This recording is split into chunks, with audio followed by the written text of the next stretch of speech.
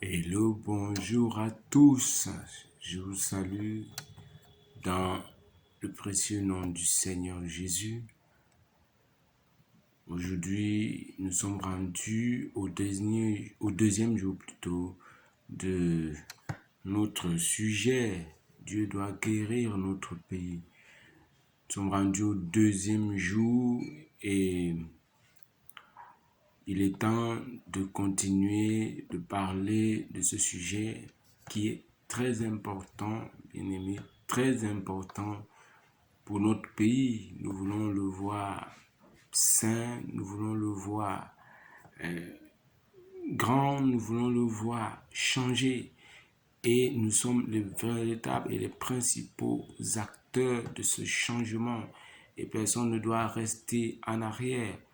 À la dernière leçon, nous avons vu que Dieu s'adressait à son peuple, au peuple qu'il s'est acquis. Et il est très important que tu saches que si tu es du peuple de Dieu, si tu as choisi Jésus-Christ comme Seigneur et Sauveur personnel, c'est bien. Si tu t'engages aussi dans ce combat, c'est encore mieux. Parce que la Bible nous a dit que ton bonheur en dépend. Et c'est vérifié si dans un endroit tu vis et qu'il y a des troubles, tu ne peux plus vivre en paix, tu ne peux plus exercer ton activité en paix, tu ne peux plus manger en paix. Et si en ce lieu il y a famine et autres, tu ne vas pas manger à ta guise, tu ne vas pas manger à ta faim. C'est donc important que tu veuilles le bien de cet endroit, de la ville où tu as été mené en captivité, peut-être pour une raison ou pour une autre. C'est important que tu veuilles le bien de cet endroit-là. Ce sont des choses simples, ce sont des choses vérifiées, ce sont des choses que nous devons comprendre. Et tout le monde ne peut pas se lever et prier. Tout le monde va se lever et prier, mais est-ce que cette prière-là sera efficace, elle sera efficiente, elle sera entendue de Dieu? Dieu entend seulement ceux qui font sa volonté. Il ne veut pas la prière des pécheurs, mais il veut la prière de ceux qui font sa volonté, de ceux-là qui sont engagés avec lui. Et ce n'est pas tout le monde. On peut être engagé uniquement avec Dieu, le Dieu d'Israël, par Jésus-Christ notre Seigneur. Si vous choisissez notre voie, vous perdez. Si vous choisissez une autre voie, vous êtes égaré. Mais si vous choisissez Jésus et si vous êtes engagé à Dieu par Jésus, vous êtes du peuple de Dieu et vous êtes admis à la prière. Vous êtes admis à prier et Dieu dit que si beaucoup sont réunis et qui ont rempli ces conditions, il va entendre la prière venant de ce lieu-là et il va faire quelque chose. Et c'est ce que nous voulons, c'est ce que nous désirons le plus. Alors, aujourd'hui, nous allons parler d'un sujet, du même sujet, mais en regardant un autre pan qui, ma foi, est important et il est important que nous tous, nous le sachions. Et nous allons lire pour cela 2 Chroniques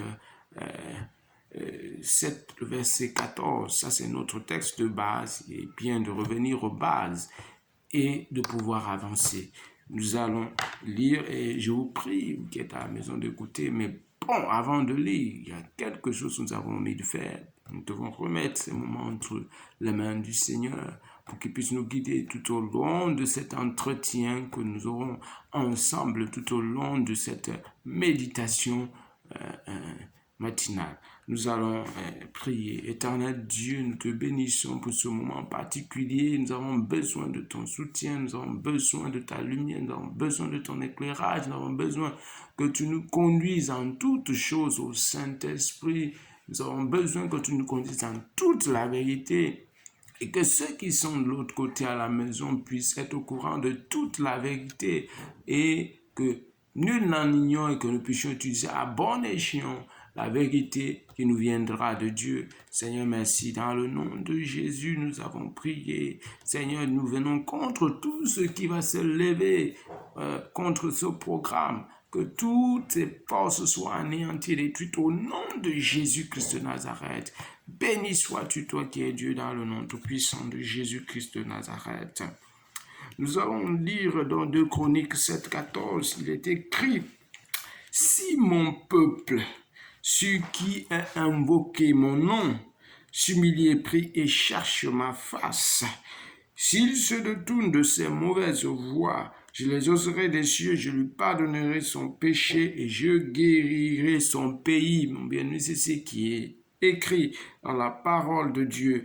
Maintenant, ce qui nous intéresse, et le mot qui nous intéresse, c'est s'humilier. En ce jour, le mot qui nous intéresse, c'est s'humilier. Je vous dis qu'avant tout propos, avant toute prière, Dieu exige de son peuple qu'il s'est acquis par Jésus-Christ au sacrifice à la croix du Calvaire, qu'il s'humilie. Il est important, bien-aimé, qu'on s'humilie quand nous allons pour prier le Seigneur. Nous devons nous humilier, quelle que soit la prière, pas seulement la prière parce que nous voulons que notre pays soit guéri, mais toute prière, Dieu exige de nous que nous puissions nous humilier. C'est très important et c'est capital, mais nous devons comprendre ce que c'est que l'humilité, ce que c'est que s'humilier. Et pour cela, nous allons lire Philippiens de 1 à 11. Et c'est très important pour nous que nous puissions faire ces lectures afin que nous soyons édifiés. Il est écrit, s'il y a donc quelque consolation en Christ, s'il y a quelque soulagement dans la charité, s'il y a quelque union d'esprit, s'il y a quelque compassion et quelque miséricorde, rendez ma joie parfaite. C'est le Seigneur qui dit, ayant un même sentiment, un même amour, une même âme, une même pensée. Ne faites rien par esprit de parti, par vaine gloire, mais l'humilité vous fasse regarder les autres comme étant au-dessus de vous-même. L'humilité vous fasse regarder les autres comme étant au-dessus de vous-même. Retenez ces paroles, bien-aimés. Que chacun de vous, au lieu de considérer ses propres intérêts, considère aussi les intérêts des autres. Ayez en vous les mêmes sentiments qui étaient en Jésus-Christ, lequel existant en forme de Dieu n'a point regardé comme une proie arrachée d'être égal avec Dieu, mais s'est dépouillé lui-même en prenant une forme de serviteur, en devenant semblable aux hommes, ayant paru comme un simple homme. Il s'est humilié lui-même, se rendant obéissant jusqu'à la mort, même jusqu'à la mort de la croix. C'est pourquoi Dieu l'a souverainement élevé et lui a donné le nom qui est au-dessus de tout nom, afin qu'au nom de Jésus, tout genou fléchisse dans les cieux, sur la terre et sous la terre, et que toute langue confesse que Jésus est Seigneur, à la gloire de Dieu le Père. Voici ce que dit la parole de Dieu. Nous devons savoir et nous devons chercher à comprendre ce que c'est que s'humilier, ce que c'est que l'humilité. L'humilité est le caractère de ce qui est humble. On dit d'une personne qu'elle est humble lorsqu'elle sait se rabaisser, accepter ses limites en tant que personne humaine. Lorsqu'elle sait se rabaisser, reconnaître la grandeur de Dieu Tout-Puissant.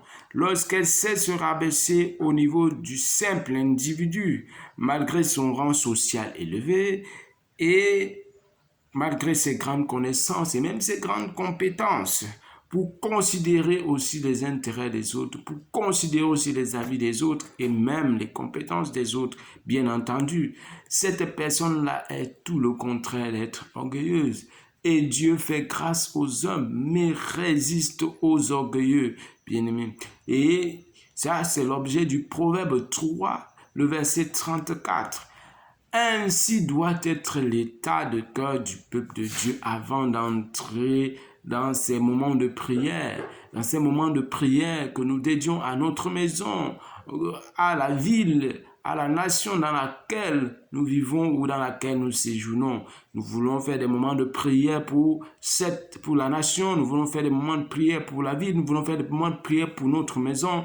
C'est important que nous ayons cet état de cœur, cette humilité dans le cœur. Pourquoi l'humilité? Parce que l'humilité précède la gloire. Pendant que l'orgueil et l'arrogance conduisent tout droit à la ruine et à la chute. Ça, c'est l'objet du proverbe au 15 verset 33, proverbe 16 verset 18. L'humilité aussi pousse à l'examen de soi-même en rentrant en nous-mêmes, puis à la repentance et enfin à la recherche du salut auprès de Dieu, qui est le rémunérateur de tous ceux qui le cherchent et espèrent en lui. Avec l'humilité nous donne un état de cœur qui nous rapproche de Dieu en nous poussant à nous soumettre à lui et à ses exigences. Nous devons le comprendre. Il est donc bien pour le peuple de Dieu d'avoir l'humilité comme attitude de cœur avant que de s'approcher de Dieu, avant que de prier. Parce que Dieu est plus grand que tous. Il a la solution pour tout problème ainsi que la sagesse qui va nous aider à bien nous conduire en toutes circonstances, bonnes ou mauvaises. Et nous allons donc lire un exemple d'humilité. Le fils prodigue dans la Bible, son histoire, il a été humble. C'est pourquoi il a un retour triomphant et il a eu gain de cause au-devant de son Père, au-devant de Dieu. Nous allons lire pour cela Luc 15, verset 11 à 32. Nous irons rapidement parce qu'on n'a pas beaucoup de temps. Luc 15, 11, 32. Il dit encore, un homme avait 2 fils. Le plus jeune dit à son père, « Mon père, donne-moi la part de bien qui doit me revenir. » Et le père leur partagea son bien. Peu de jours après, le plus jeune fils, ayant tout ramassé, partit pour un pays éloigné où il dissipa son bien en vivant dans la débauche. Lorsqu'il eut tout dépensé, une grande famine survint sur ce pays. Et il commença à se trouver dans le besoin. Il alla se mettre au service d'un des habitants du pays qu'il envoya dans ses champs garder les pourceaux. Il aurait bien voulu se rassasier des carouges que mangeaient les pourceaux, mais personne ne lui en donnait, étant rentré en lui-même. Gardons bien cette expression, étant rentré en lui-même. Il se dit, combien de mercenaires chez mon père ont du pain en abondance, et moi ici je meurs de faim. Je me lèverai, j'irai vers mon père, et je lui dirai, mon père, j'ai péché contre le ciel et toi, je ne suis plus digne d'être appelé ton fils, traite-moi comme de tes mercenaires. Et il se leva et alla vers son père, comme il était encore loin. Son père le vit et fut ému de compassion et courut se jeter à son cou. Il le baisa. Le fils lui dit, mon père, j'ai péché contre le ciel et toi, je ne suis plus digne d'être appelé ton fils. Mais le père dit à ses serviteurs, apportez vite la plus belle robe et l'en revêtez. Il dit, mettez-lui un anneau au doigt et des souliers aux pieds, amenez le veau gras et tuez-le, mangeons et réjouissons-nous. Car mon fils que voici était mort et il est revenu à la vie. Il était perdu, il est retrouvé et il commençait à se réjouir. Voilà. En fait, on peut nous arrêter là dans ce récit. On peut s'arrêter là, autant pour moi, dans ce récit. L'essentiel est déjà dit. Vous pouvez continuer la lecture à la maison.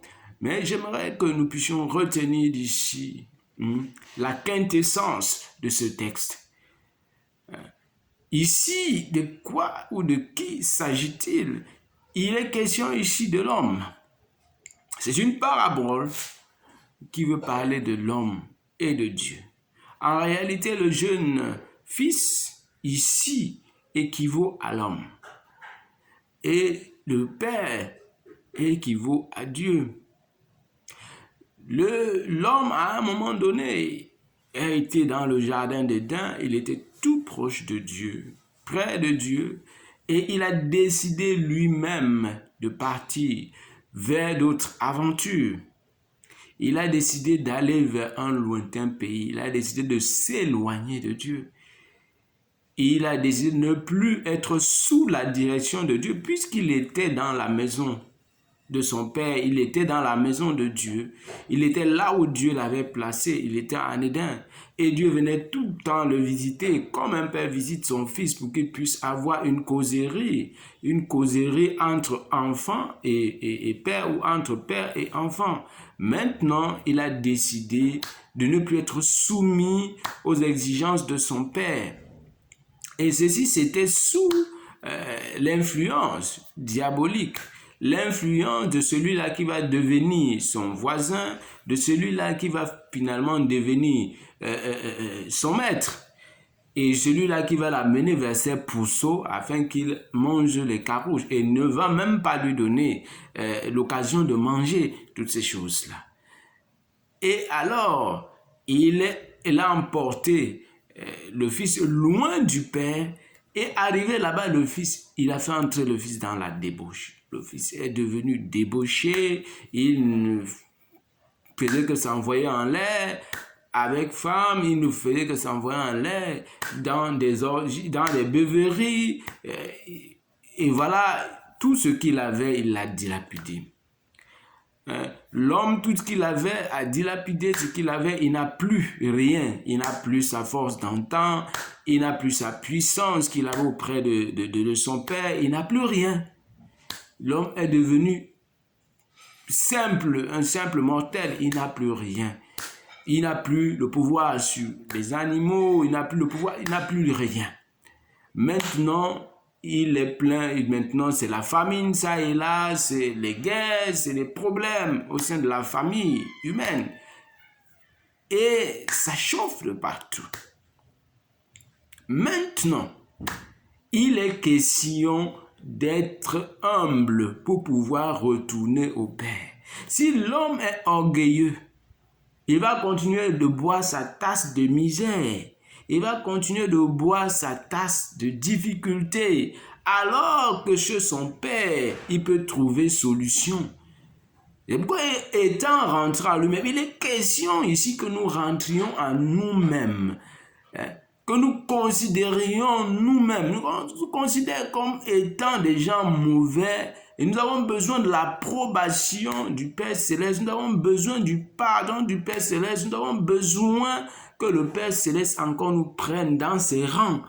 Et maintenant qu'il change notre condition, qu'il change notre situation, si nous ne sommes pas humbles, si nous ne savons pas reconnaître nos erreurs, si nous ne savons pas reconnaître la puissance de Dieu, si nous ne savons pas reconnaître que nous sommes fautifs, si nous ne savons pas reconnaître que les intérêts de notre famille humaine sont même au-delà de nos intérêts à nous, simples hommes, nous sommes perdants. Il est question maintenant de s'humilier avant que d'aller devant la face du Père et de commencer à faire une causerie avec le Père. Il est question que nous puissions donner. Celui qui n'est pas humble ne peut pas reconnaître que les autres ont des qualités. Il ne peut pas reconnaître qu'il est en erreur. Il ne peut pas reconnaître que les autres ont des intérêts qu'il faille sauvegarder. Il est très important que le peuple de Dieu soit humble, qu'il s'humilie avant que de prier. Sinon, il sera dans une mauvaise posture pour arriver devant Dieu et demander quoi que ce soit, ou même devant Dieu et de se plaindre, ou même devant Dieu et de lui adresser une adoration. Parce que quand on a le cœur orgueilleux, Dieu résiste aux orgueilleux, mais fait grâce aux humbles. C'est très important, et le jeune fils a fait preuve d'humilité. Et étant même allé devant le Père, a dit, je ne suis plus digne. Je ne suis pas digne. Prends moi-même comme l'un de tes serviteurs. Il n'a pas demandé la place du fils, il a demandé la place du serviteur. Prends moi comme l'un de tes serviteurs. Il voulait s'introduire auprès de son Père. Prends moi-même comme une serviteur. C'était son état de cœur. Il n'avait rien à exiger à son Père, il se savait fautif et il voulait de nouveau l'approbation de son Père. Et nous devons aussi avoir cet état de cœur pour que nous ayons l'approbation du Père Céleste. C'est donc très important et le mot est à sa place, s'humilier avant que d'entrer dans des moments de prière qui seront des moments de prière victorieux. C'est très important. Et maintenant, nous allons prier. Si à la maison, vous avez écouté, vous avez suivi. Il est donc important que nous puissions nous humilier pour que le Seigneur puisse nous écouter. Nous allons prier et nous allons demander au Seigneur de nous donner cet esprit d'humilité pour que nous puissions être humbles avant que d'arriver dans ces moments qui sont très importants, avant que d'arriver devant la face de Dieu pour exercer la prière. Éternel Dieu, nous te supplions, Seigneur, ô Dieu Tout-Puissant, descends, aide-nous, que ton esprit descende en nous, que ton esprit descende sur nous, que ton esprit nous donne ce zèle-là, qui nous amène à la repentance, qui nous amène à considérer ta grandeur, qui nous amène à considérer nos faiblesses, qui nous amène à considérer les autres, que nous puissions nous humilier avant que d'entrer dans la prière. Seigneur, fais ceci pour ton